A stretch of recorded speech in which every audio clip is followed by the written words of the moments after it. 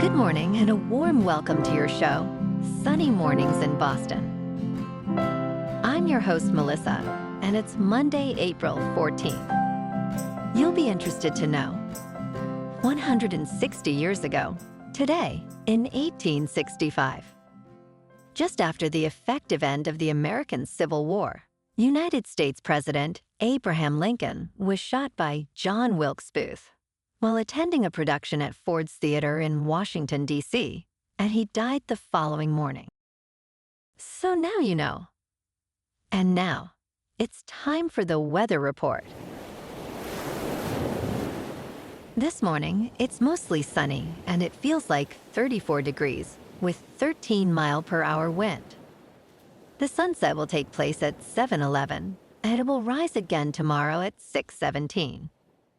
It looks like we're in for a sunny Monday with a high around 66 and a light northwest breeze.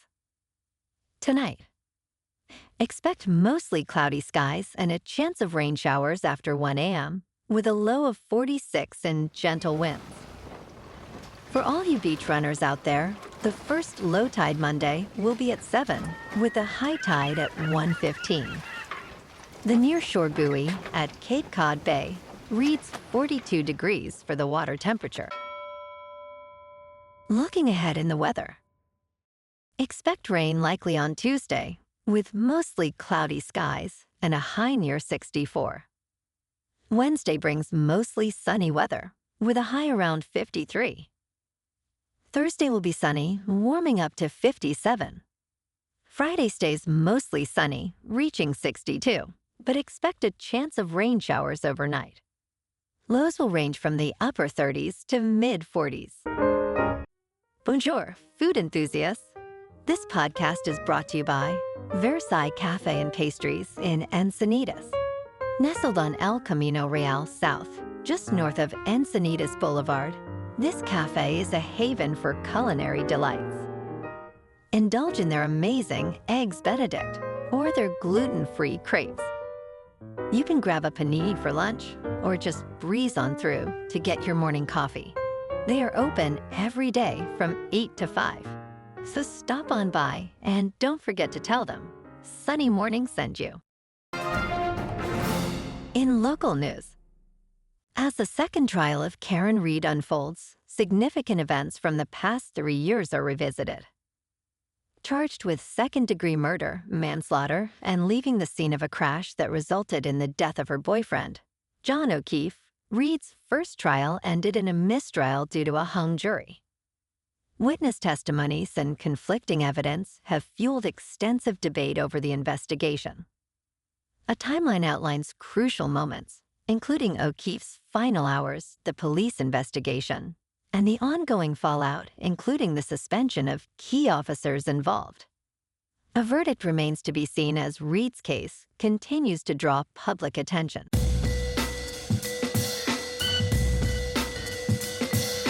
Now on to sports. The top-seeded teams in the 2025 NBA playoffs, the Oklahoma City Thunder and the Cleveland Cavaliers, are proving themselves as true contenders despite limited playoff experience. Both teams dominated the regular season, winning over 60 games and showcasing impressive winning streaks. Coach Mark Daignault praises Oklahoma City's special group, led by scoring leader Shai Gilgeous-Alexander. Meanwhile, Cleveland, under Coach Kenny Atkinson, has shown grit and determination, highlighted by clutch performances from Darius Garland and Donovan Mitchell. As the playoffs approach, the question remains, can these teams transform their regular season dominance into postseason success? The play-in games start tomorrow.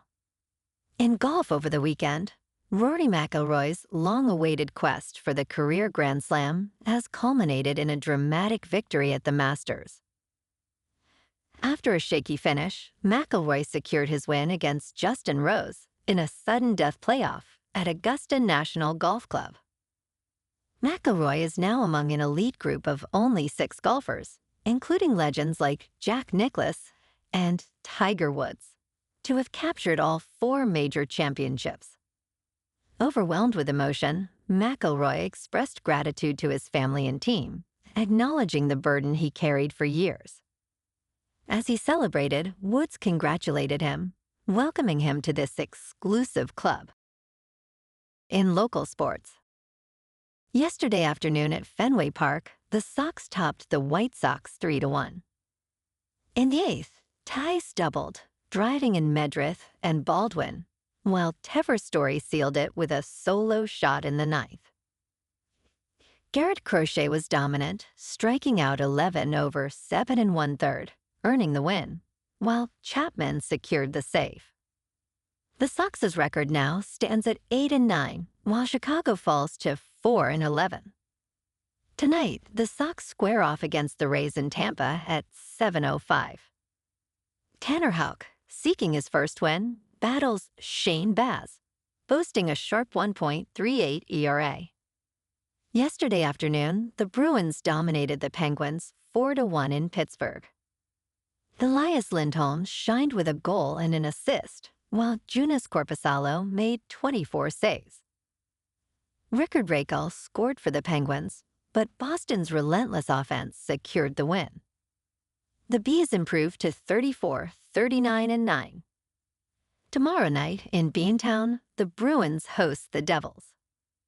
Yesterday afternoon, the Celtics closed out the regular season against the Charlotte Hornets, winning 93-86 at TD Garden. Peyton Pritchard led the way with 34 points and 7 assists. The Celtics' record now stands at 61-21, while Charlotte falls to 19-63. On Sunday, the Celtics face the winner of the play-in tournament in Boston for Game 1 of the Eastern Conference Round 1. In top news, in a shocking incident, an arsonist set fire to the Pennsylvania governor's mansion in Harrisburg early Sunday morning, causing significant damage, according to state police. Fortunately, Governor Josh Shapiro and his family were unharmed. Shapiro, who is Jewish, had shared a photo of his family's Passover dinner at the residence just the night before.